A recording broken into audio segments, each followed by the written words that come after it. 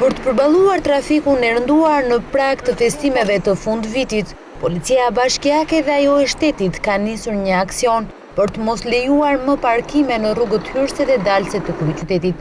Aksioni ka nisur mëngjesin e sotëm tek dogana, ku Policia Bashkiake ka zhvendosur automjetet në hyrje-dalje të kryeqytetit, duke vendosur edhe një sinjalistë të re. Gjithashtu, 2 policit, ajo Bashkiake dhe shtetit, nuk kanë lejuar që automjetet të parkohen në rrugët hyrëse dhe dalëse të Unazës, ndërsa janë vendosur edhe gjobat ndaj makinave që kryejnë aktivitet të palicencuar.